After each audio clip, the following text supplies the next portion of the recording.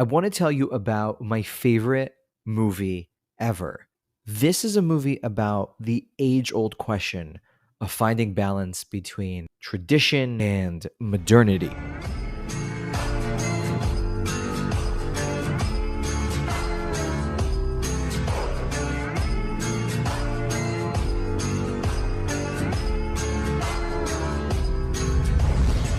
This film, Hester Street, takes place in New York at the end of the 1800s in 1896. Now, if you're familiar with this period, you'll know that at this time there was 2.5 million Jewish immigrants living on the Lower East Side of Manhattan. That's a million more Jews than there are in the entire New York City today. The way that we think about this time period in the modern age is really through the lens of one photographer, a man named Jacob Riis, who documented the conditions of what it was like to live on the Lower East Side in that time period for us to see today in his work called How the Other Half Lives. And it's this visual language that the creator of Hester Street used as the foundation for this film. The director was a woman named Joan Micklin Silver, who in some ways pioneered this type of film. She herself was a child of immigrants, and so she had a lot of first and secondhand experience of these stories. And the movie is an adaptation of a book by an author, Abraham Kahn, who documented in stories what it was like to live through this time period. And so Joan Micklin Silver uses the story by Abraham Kahn and the visual language of Jacob Riis to create this, well, my favorite movie ever. Okay, let's go.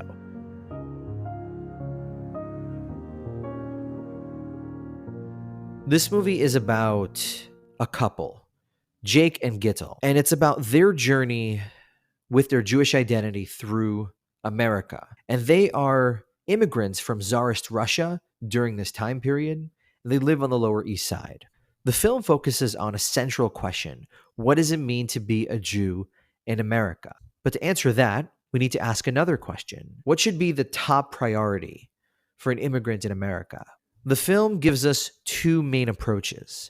The first is that the main priority is making money. And that means once the basics are taken care of, to go for luxuries, to have a good time, to make sure that we are materially secure in America. That's priority one. The other perspective the film gives us is that preserving our tradition is priority one, and that security in America is important, but not at the expense of that. The characters in this film, especially Jake and Gittel, tend to take one or the other approach to this question. And it's through their characters that we get to see what it was like to live on the Lower East Side and to really address these questions on the cutting room floor firsthand. So allow me to take you through the perspectives of Jake, Gittel, and their boarder, the person that lived with them in the apartment, Mr. Bernstein. Jake definitely takes the perspective that money is priority one. And he tends to characterize people that he sees in life in one of two ways. Either you're pro-prosperity, you're trying to become more American, and he calls those people Yankees. Jake is definitely a self-described Yankee. The other type of people that aren't so serious about this cause are more interested in their old backwards ways from Russia. Well, they haven't really ripened into real Americans yet, and so they're green. And he tends to call those greenhorns. Let me show you a clear example of how the word greenhorn was used back in the day. So this is an exchange between Jake and his friend Joe, also a Jewish immigrant from Russia, very much a self-described Yankee, and they're talking about a potential wife. Listen to how he uses greenhorn. Furthermore, I don't want no greenhorn wife. Yeah, it's definitely very derogatory. I don't want no greenhorn wife. For example, when Gittel and Jake's son Joey first come over from Russia, and Jake and Bernstein walk in the door. Guten Abend, Mrs. Bernstein, you want she should be green always? Good evening, Mrs. Gittel? Good evening. The main way to express true Yankee identity and avoid being a greenhorn was based on appearance. And this is a huge theme of the film. For example, when Gittel first comes over, she sees how people are dressed in contemporary fashion, including Jake and all the people Jake knows. And that's a real culture shock moment for her. And so she remarks this to Jake, and he tells her, stop being such a greenhorn. Kiddo, stop seine Grine. In Amerika können alle so verputzen. Jake himself expresses this emphasis on looks in this moment where he's talking to Gittel and Bernstein, and he asks them, give a good look at me. Do I look like a Jew? Give a look on me. Am I a Jew or a Gentile? Don't forget that you know me. Just by what you see. What do you say? A Jew is a Jew. Ah, what do you know? Of course, Bernstein tells him that a Jew is a Jew. But Jake is not really interested in what Bernstein has to say because he thinks of Bernstein as a greenhorn as well. Be goddamn. Who'd want to take lessons from such a greenie? Look at him. So in Jake's mind, to be a Yankee, the most basic things is to have a Yankee name, speak English, and look like a Yankee. You know, you speak English like a regular Yankee. Thank you. I would think you was born here. And so when his wife Gittel and his son Yasala come over from Russia, one of the first things he does is change the way Yasala looks and change his name to Joey and start talking to him in English. Look at him. A little Yankee. Yankee? Listen to him, Yankee. Mwah. Gesund auf den Kippel, Jesli. Boys Jossele. Von heint an wird heißen Joy. Joy. Joy. Jake is so obsessed with being a Yankee that when the film opens, we already meet him as his Yankee self.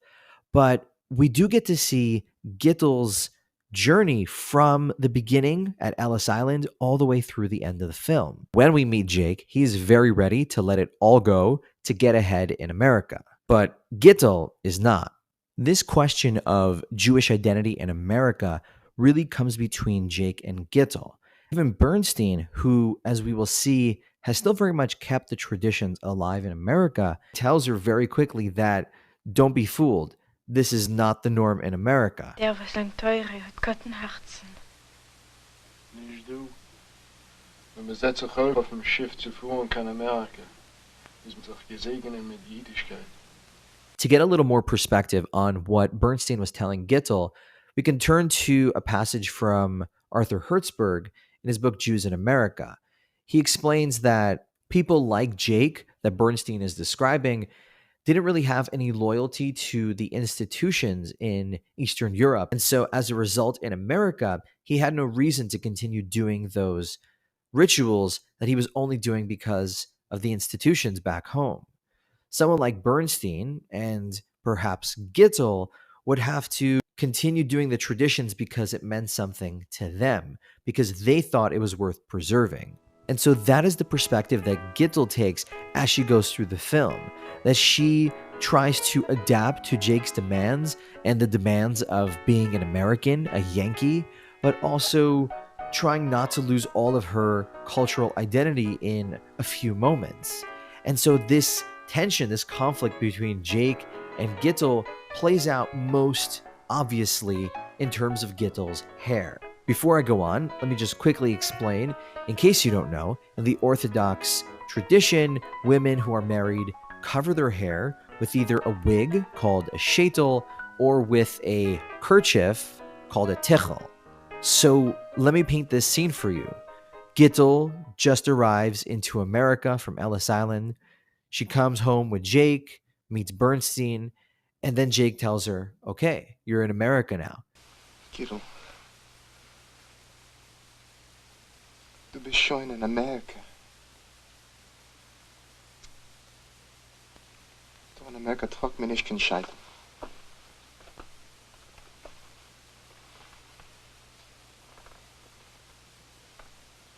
Tichel. Der trok mir nicht kein Tichlach. Yankee, ich will nicht kein mit eigene Haar. Ich bin eine verirrte Frau. This tension becomes the central motif of this film, around Gittel's hair and the way that she dresses. Gib a Guck auf sich. Da mitten verdribbeten Scheitel. Yankee, ich will nicht kein mit eigene Haar wie ein Goye. Gittel, Amerika ist ein gebildet Land. Ich weiß, was ist denn so Border als ein Gelernter? Bernstein? Barteln. Macht Wasser auf Kasche. 6 Jahre so Woche. Aber kann lernen, lesen und schreiben. Ich mag $12 a Woche. Das ist 24 Rubel. Yankee, Taki, 24 Rubel.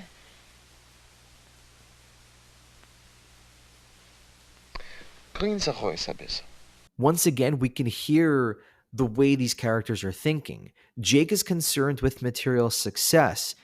When he hears about Bernstein's scholarship, he's not impressed because that doesn't generate revenue in America. But to Gittel, Bernstein's scholarship is something to admire because that's a solid foundation to build a cultural tradition. But Jake is not the only one that is trying to make Gittel aware of the pressure to assimilate.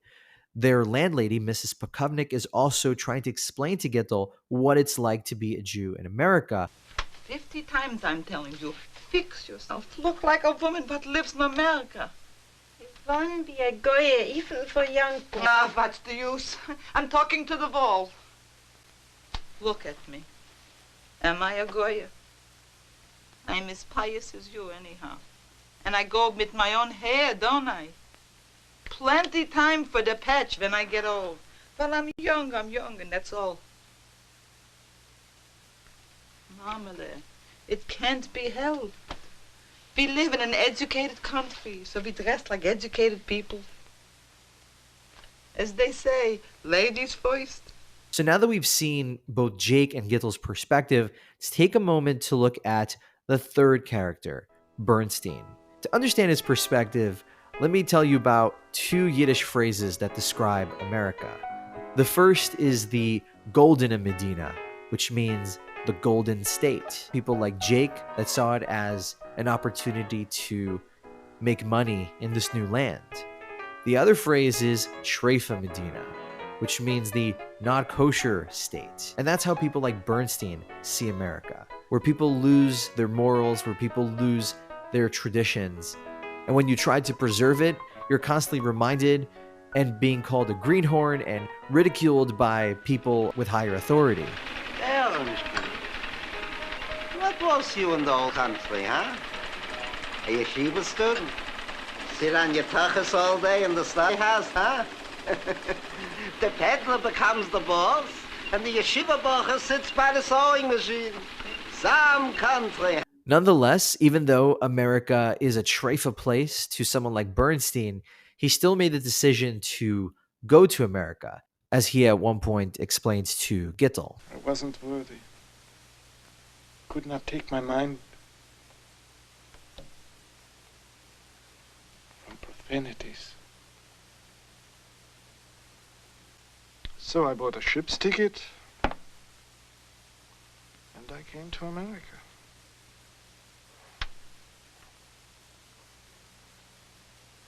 I cloaked to Columbus. Look to Columbus. I cloaked to Columbus. This line, a klug zu Columbusin. This line is why I love this movie, why it's my favorite one, because it's so real. It speaks to such a real sentiment of people who weren't just chasing money, but were trying to find a spiritual foundation in America. And they would curse Columbus. They would say, a klug zu Columbusin, that he opened such a treifa Medina. And that mindset is also so real and so prevalent in the Jewish world today, but just not as pronounced because Jews have moved on since 100 years ago on the Lower East Side. So now that we've seen the three main perspectives of Jake, Gittel, and Bernstein, we can notice some broad patterns, some motifs emerge. First of all, there's a big emphasis on appearance. Gittel's hair, the way the characters are dressed. There's also the names that the characters are called. There's Jake and Joey, very American names. There's Bernstein, his last name, and Gittel, a very Jewish ethnic sounding name. Another interesting theme that pops up throughout this film is the way people speak, the accents they have when they speak English, the obsession of sounding like a Yankee. The one that they say so many times is, "And that is all." And that's all. That's all. That's all. It's like they think that that is an American phrase, but it's really a very Jewish phrase from the Lower East Side. And that is all. Another great one is, or as we say, irregardless. Okay, and then I have to just include this one. Thinking maybe you moved to Chicago? Maybe you went to Chicago? But another broad theme that we can focus on as we step away from this film is the actual marriage between Jake and Gittel in the film. When we first meet Jake, we actually don't know that he has a wife and kid. It's not until Jake arrives at Ellis Island and shows the guard a ksuba that we actually know that he's married. Now, a ksuba, in case you don't know, is a nuptial agreement. It's a document in Jewish tradition that describes the husband's duties to his wife in that marriage. So the way that Jake and Gittel's marriage is framed in the film is based on an agreement made in the Jewish faith back in Tsarist Russia. But in America, there's this huge rift now that we've just described. And so by the end of the film, Jake and Gittel's marriage dissolves as they get a ritual divorce known as a get. This is such a powerful scene because it really describes the separation, the going of two ways of two camps of Jews in America. Dus is der Get. Ins nach Haus Chautu hoben. Gedenk, wir misstunehmen dem Get mit demselbigen freien Willen, wie das Hasene gehabt mit deinem Mann. Sergitst du bei dir in Herzen der mindeste Suffik. Ist der Get Butel in der Wittel. Verstehst? As Gittel agrees that yes, she does not want to have anything to do with Jake, and they are formally divorced, their two types of Jewish identity go separate ways. And this is true for Jews in America today. One camp finds preserving tradition to be the primary concern. The other camp has shed most of that identity in pursuit of becoming American, but still feels somewhat Jewish since, as Bernstein once said, "A Jew is a Jew." But the truth is that even the characters in this film are not binary. They're not either in one category or the other. They're human. They're complex. Jake, who is willing to drop so much of his Jewish identity, when he mourns the loss of his father, he puts on a tallis in order to connect back to where he came from. And someone like Gittel, who valued tradition, still valued assimilating in America, just not more than her tradition. And we can see that when she's asked what her son's name is. So what's the name, the little one? Yossel. Yossel. No, his name is Joey. And speaking of Joey, that next generation that grows up on the Lower East Side and then moves on into other parts of New York and the country and kind of establishes Jews in America as we know today, a century later, in the film, Bernstein still has an influence and teaches that next generation Hebrew. Komets Aleph O. Komets Aleph O. Komets Beis Bo. Komets Zayin Zo. Komets Ches Cho. Komets Ches Cho. Komets Ches Cho. The truth is, the first time I watched Hester Street, I resonated a lot more with Jake's character. The idea of valuing success and assimilation just resonated as more true. It was harder for me to understand Gittel's perspective. But I have to say I've seen this movie now over a dozen times, and I think I'm finally starting to see Gittel's perspective on this, which has inspired me to talk about it here on YouTube in this episode of Yiddish Kino Club. If you're still watching at this point, I just want to thank you for being with me here to the end of this episode. And I'm curious, which side did you resonate with more? Jake, Gittel, or perhaps Bernstein? Here on Yiddish Kino Club, I'm going to cover the big themes in movies about Jewish identity. If there's a movie about being Jewish that you think I must cover, you should let me know. Next, we're going to talk about what the Big Lebowski has to say about being Shomer Shabbos.